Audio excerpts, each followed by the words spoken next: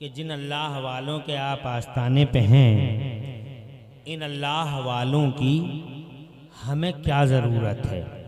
इनकी ज़रूरत, इनका इम्पोर्टेंस और इनकी इफादियत पर 5 मिनट की गुफ्तगू मुझे करना है। इनकी ज़रूरत क्या है पर्सनली लाइफ में, सोशली लाइफ में, इनकी ज़रूरत क्या है। तो पहले मैं बात करूं पर्सनली लाइफ की। तो पर्सनली लाइफ में इनकी वजह से अल्लाह ने हमारी ज़िंदगी का निज़ाम ही बदल दिया। हम इनकी वजह से इतने ज़बरदस्त फ़ायदे में हैं कि इनकी वजह से अल्लाह ने हमें कुरान दिया, इनकी वजह से हमें इरफान मिला, कुर्बानियाँ इनकी रहीं और फ्री में मौज हमारी आई। जान पे ये खेले और मौज हम कर रहे हैं। वक्त की बड़ी बड़ी फौलादी चट्टानों से वो टकराए, मजे हम ले रहे हैं। मगर फिर भी हम में से बहुत सारे एहसान फरामोश हैं, बहुत एहसान फरामोश हैं। लोग नहीं मानते इनका एहसान।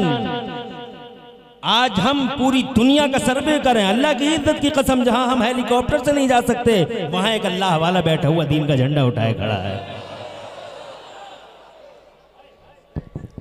वाह वाह, नस्लन बाद नस्लिन और कर्न बाद कर्निन, अगर किसी ने इस्लाम और ईमान और इसको इरफान की दौलत से पर्सनली हम सबको नवाजा है तो वो खुदा की कसम शमसुद्दीन जैसी हस्तियों ने नवाजा है। बेशक, क्या बात है। जिंदाबाद जिंदाबाद। वाह, बहुत खूब। मिस गाइडेंस, गुमराही, बदतमीजी, नाहंजारी की बातें दुनिया करती है, मगर अदब, सलीका, तहजीब, तमद्दुन और कल्चर का अगर किसी ने पाठ पढ़ाया है तो वो ख्वाजा गरीब नवाज जैसी हस्तियों ने पढ़ाया है। बेशक, जिंदाबाद जिंदाबाद। हम खाना नहीं जानते थे, पीना नहीं जानते थे, जीना नहीं जानते थे, हमारे पास कोई सलीका नहीं था, जानवरों की तरह जिंदगी गुजारते थे।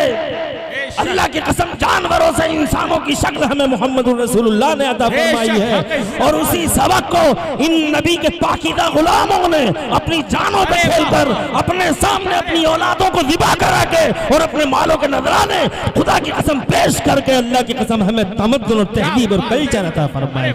आज जिस कल्चर और जिस तहजीब के पीछे पूरी दुनिया फॉलो कर रही है और उसी कल्चर को जनाबे वाला पूरी दुनिया अपने हाथों में लेके आज कामयाबी की तरफ बढ़ रही है। अनफॉर्चुनेटली, बदनसीबी कहो या कम नसीबी कहो, हम अपना कल्चर भूल गए, दूसरों ने ये कल्चर उठा लिया। अदब उनके पास गया, तहजीब उनके पास गई, सलीका उनके पास गया।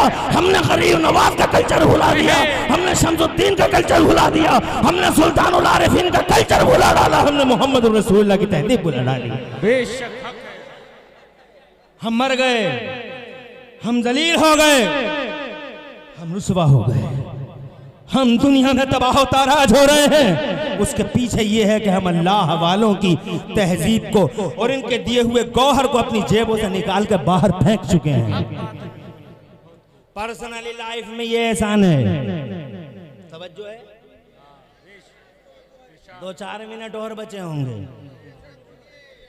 मैं तवील गुफ्तगू इसलिए नहीं करूंगा, मुझे सूरत हाल की नज़ाकत का एहसास है और मैं नहीं चाहता कि कोई ये कहे कि अब ख़त्म कर दो। 20 साल में अब तक किसी ने ये नहीं कहा कि ख़त्म कर लो। इसलिए मैं आपके चेहरों को भी पढ़ता रहूंगा और कैंडल बनाता रहूंगा अप ट्रेडिंग का। पर्सनली लाइफ में ये हमारे लिए तिर्याक बन गए, इक्सीर बन गए। सोशली लाइफ में, समाजी लाइफ में, समाजी लाइफ के लिए मैं अपने नबी की बात को कोट करूंगा, सबसे सच्ची बात मेरे मुस्तफ़ा की बात है। बेशक, सुभान अल्लाह। ज़मीन व आसमान का सारा सिस्टम इधर से उधर हो जाए मगर मुस्तफ़ा का फरमान कभी इधर उधर नहीं होता। बेशक हक है कौले मोहम्मद कौले खुदा, फरमान न बदला जाएगा और बदलेगा ज़माना लाख मगर कुरान न बदला जाएगा। और जिसने बदलने की कोशिश की वो खुद ही बदल गया। हक है, हक है। क्या बात है, जिंदाबाद जिंदाबाद। और आज भी जो नाहंजार पत्थर मार रहे हैं, इस पत्थर इस फलदार पेड़ पर, सुभान अल्लाह। वो मैंने फलदार पेड़ इसलिए कहा कि आज सारी दुनिया हम पे ही पत्थर मार रही है, कल्चर पे, हमारे कल्चर पे, इस्लाम पे। प्रोफेसर साहब बहुत बहुत शुक्रिया। प्रोफेसर साहब माशाल्लाह पढ़ी लिखी हस्ती है। बात हो रही थी, तवील गुफ्तगू होनी थी मगर वक्त इजाज़त नहीं दे रहा था। ख्वाजा मोइनुद्दीन जो यूनिवर्सिटी है उसके वाइस चांसलर हैं, शख्सियत है और अल्लाह वालों के आस्थानों पे सब आते हैं। सबका साथ सबका विकास इनका नारा है। जो पहले आया वो पहले पाता है। इस दरबार से कौन किसी को रोकेगा? जो पहले आया वो पहले पाता है। अरे ये पहला नारा दुनिया में अगर किसी ने दिया है, सबका साथ सबका विकास, सबका विकास और सबका विश्वास, ये पहला नारा मोहम्मद रसूलुल्लाह का नारा है, मुस्तफा का नारा है। ये ताइफ के मैदान में मुस्तफा ने दिया, फिर मौला अली ने दिया, फिर करबला में हुसैन आलम ने दिया है। क्या बात है, वाह वाह। भारत में गरीब नवाज ने दिया। मुंह देख के कभी फैसले ही नहीं करते हैं। ये नहीं कहते हैं कि कपड़ों से जान पहचान हो जाती है। ये दुनिया की झूठी जमहूरियतों के मक्कार और अय्यार लोग हैं जो मुंह देख के फैसला करते हैं। शमसुद्दीन पानीपती के यहाँ मुंह देख के फैसला नहीं हुआ, गरीब नवाज के यहाँ मुंह देख के फैसला नहीं हुआ, निजामुद्दीन के यहाँ मुंह देख के फैसला नहीं हुआ, शमसुल आरिफीन के यहाँ मुंह देख के फैसला नहीं हुआ, सुल्तानुल आरिफीन के यहाँ मुंह देख के फैसला नहीं हुआ, बल्कि औलादों तक जैसी नेमत को खुदा की कसम ये नहीं कहा गया कि तुम्हारा मजहब क्या है, तुम्हारी मिल्लत क्या है, तुम्हारी कास्ट क्या है, तुम्हारी बिरादरी क्या है, बल्कि जनाबे वाला मैंने किताबों में पढ़ा है कि अल्लाह वालों के दरबार में आए हैं और ये कहा है मेरे पास औलाद नहीं है, तो इरशाद फरमाया था उस बू अली शाह कलंदर पानीपती ने, आज नहीं कल आना और तुझ जैसी जितनी है सबको लेके आना है। क्या बात है। नारे तकबीर, नारे रिसालत, उर्से मुकद्दस हजरत मुफ्ती इमरान हनफी साहिब किबला। उसका काम तो दही बेचने का था मगर आज वो जंगल की आग की तरह खबर फैल गई। वो बुला रहे हैं ऐसियों को, सबको बुला रहे हैं। पान खा रहे थे, सब लाइन में खड़ी थी, पान का जुगाड़ दिया, खाती रहो, अल्लाह बेटे वाला कर देगा। ठीक 9 महीनों के बाद सबकी गोदें भर गईं। गोदें ले लेके, खाली गोदें लाई थी, भरी हुई गोदें लेके आई तो बोले हम आपका धन्यवाद अदा करने के लिए आए हैं, आपका शुक्रिया अदा करने के लिए आए हैं। इसका मतलब वो नहीं थे, मजहब एक नहीं था, मिल्लत एक नहीं थी। जब बात इस नौबत को पहुंच गई तो मेरे बू अली शाह कलंदर पानीपती ने इरशाद फरमाया धन्यवाद देने आए हो तो धन्यवाद मुझे मत कहो, मेरा शुक्रिया अदा मत करो, मेरा हाई कमान है मदीने में। क्या बात है। अरे वाह। मेरा सुप्रीमो है मदीने में, अगर शुक्रिया अदा करना है तो उनका करो। कहा उनका शुक्रिया अदा करने के लिए किस रीत पे चलना होगा, किस डगर पे चलना होगा, कौन सा रास्ता है जिस पे हम चलें और उनका शुक्रिया अदा हो जाए। इरशाद फरमाया क़ुलू ला इलाहा इल्लल्लाह, सारे के सारे ला इलाहा इल्लल्लाह मुहम्मदुर रसूलुल्लाह पढ़ लो। अखलाक देखा, तहदीब देखी, लोगों ने कलमा पढ़ना शुरू कर दिया, ना अपना देखा ना बेगाना देखा। यहाँ तो जनाबे वाला खुदा की कसम दरवाज़, यहाँ तो मस्जिदों के मुंह खुले हुए हैं, जो आया वो पाया। लंबी हो गई बात, मेरा सेक्शन दूसरा है। सेक्शन ये है कि हम मुस्तफा से पूछें, मुस्तफा प्यारे हमारी सोशल लाइफ में इन अल्लाह वालों की जगह क्या है? तो मेरे रसूल फरमाते हैं, आका फरमाते हैं, आमिना के लाल फरमाते हैं, इरशाद फरमाते हैं इनकी बात ना पूछो, देवबंदी पागल हो गया। वहाबी के सर में भेजा ही नहीं है, और वहाबियों देवबंदियों के सीनों में दिल ही नहीं है, धड़कता हुआ मरे हुए हैं। जमीन पर चल रहे हैं मगर मरे हुए हैं वहाबी, और इन्हीं मरे हुओं की वजह से आज मुसीबत में है सब। बेशक हक है, हक है बात। गेहूं को पिसना था मगर घुन का क्या कसूर था? घुन इसलिए पिसा के गेहूं के साथ था। हम इसलिए पिटे कि हम वहाबियों की बस्तियों में रहते थे, हम वहाबियों के गांव में रहते थे, हम वहाबियों के साथ रहते थे, कभी चाय पीते थे, कभी नाश्ता करते थे, कभी समोसा खाते थे, कभी बिरयानी की प्लेटों पे ईमान का और अंडों पे सौदा करते थे ईमानों का। वो लुट गए, हम भी लुट गए। मेरे नबी ने फरमाया अगर किसी ने बुराई की और किसी ने नहीं रोका तो गया, बुराई करने वाला भी गया और ना रोकने वाला भी गया। उसकी मिसाल ऐसे है जैसे एक पानी का जहाज है, पानी के जहाज में नीचे भी लोग हैं, ऊपर भी लोग हैं। नीचे वाले लोग बोले हम तो अपनी मंजिल में सुराख करेंगे, तो ऊपर वाले बोले हम क्या करें, वो तुम्हारी मंजिल है, जो चाहो वो करो। किसी ने नहीं रोका, नीचे वालों ने सुराख करना शुरू कर दिया। जैसे ही सुराख मुकम्मल हुआ तो जनाबे वाला पानी आना शुरू हुआ। मेरे मुस्तफा फरमाते पहले नीची वाली मंजिल डूब जाएगी, इसलिए कि वो उड़ाई से रुके नहीं, फिर ऊपर वाले भी खत्म हो जाएंगे क्योंकि किसी ने रोका नहीं। है क्या बात है हजरत, वाह वाह, जिंदाबाद जिंदाबाद।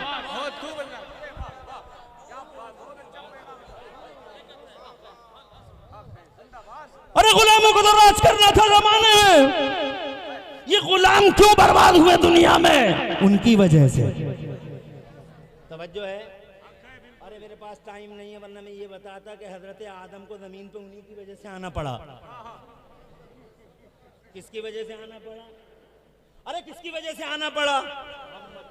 गद्दारों की वजह से। मैं ये बात मैं नहीं कह रहा हूं, मेरे सबसे बड़े बहुत बड़े मौलाना है अल्लामा, मेरे सर के ताज, मेरी आबरू है, मेरी इज्जत का निशान है, मेरी सुन्नियत की जान है, हकीमुल उम्मत मुफ्ती अहमद यार खान नईमी।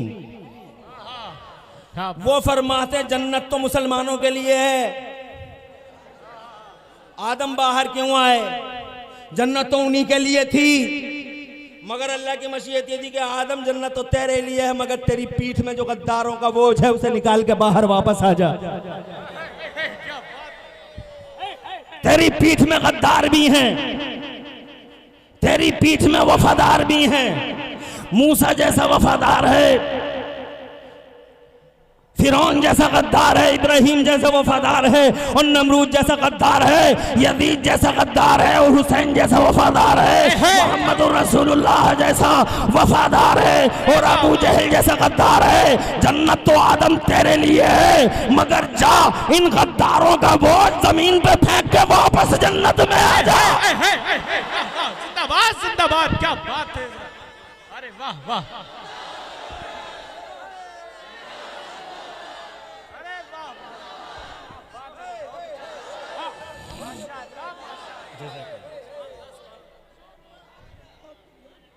सोशली लाइफ बात तवील हुई जा रही है, सेक्शनों में बढ़ती चली जा रही है, इधर से उधर। मैं अपने पॉइंट की तरफ आके बात को तमाम करता हूं, कोई ये ना कह दे कि खत्म कर लो। इसलिए आखिरी बात,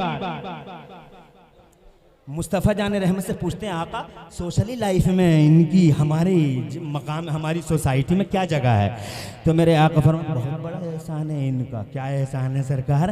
तो फरमाते हैं वह बिहिम तुम तरून, इन्हीं की वजह से तो तुम पे बारिश होती है। अरे जोर से बोले यार, बारिश ना हो मर जाओगे। पानी बेस है, जल जीवन है, जल जीवन है। रात मैंने इस पे बात की थी। पानी कुरान कहता जल जीवन है, फला जी नहीं कह रहे हैं लोग, फला जी लिख देते हैं उसके नीचे, जल जीवन है फला जी, जल जीवन है फला जी, समझ गए ना?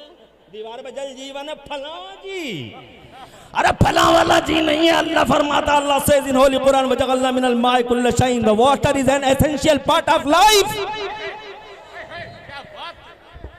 जल जीवन है, जल है तो जीवन है, बारिश है तो पानी है, बारिश नहीं है तो पानी नहीं है, पानी नहीं है तो जीवन नहीं है। यही वजह है। आखिरी बात है, बिल्कुल आखिर है। ये मछलियां मैंने हदीस में पढ़ा है, ये मछलियां हैं ना समंदरों में और नदियों में, ये मैंने हदीस में पढ़ा है कि ये मौलवियों के लिए, आलिमों के लिए और अल्लाह वालों के लिए दुआएं मांगती हैं। बेशक। मेरे नबी फरमाते हैं। जब मैं पढ़ रहा था तब मेरी समझ में नहीं आया, लेकिन जब मैंने ये हदीस पढ़ी कि इनकी वजह से पानी है, तो समझ में आया कि मछलियां इनके लिए दुआएं क्यों मांग रही हैं बैठी बैठी। अरे मछलियां कह रही है अल्लाह इन्हें जिंदा रख, अल्लाह इन्हें लंबी उम्र दे। मैंने समझा तुम क्यों मांग रही हो? मछली अलग, हम अलग, वो डिफरेंट है, हम डिफरेंट है, उनकी क्वालिटी अलग, कैटेगरी अलग, वो कहाँ हम कहाँ, मगर मछलियां फिर भी दुआएं मांग रही हैं इनके लिए, इनके लिए दुआएं मांग रही हैं। तो जनाब वाला मैं पूछता हूँ क्यों मांग रही हैं? इसलिए मांग रही है कि पानी है तो मछली है, बेशक बेशक हक है। पानी है तो मछली है, शमसुद्दीन है तो पानी है, सुल्तानुल आरिफीन है तो पानी है, गरीब नवाज है तो पानी है, गौसे आजम है तो पानी है, अहमद रजा है तो पानी है, मेरा मुफ्ती आजम है तो पानी है, मेरा हुज्जतुल इस्लाम है तो पानी है, अल्लाह वाला है तो पानी है, पानी है तो मछली है, जल है जीव, जल जीवन है, मछली जल की रानी है। बगैर जल के मर जाएगी, तड़प तड़प के जान दे देगी। पानी है तो जिंदगी है, इसका मतलब शमसुद्दीन है तो लाइफ है। बेशक हक है, हक है हजरत। वाह वाह वाह वाह।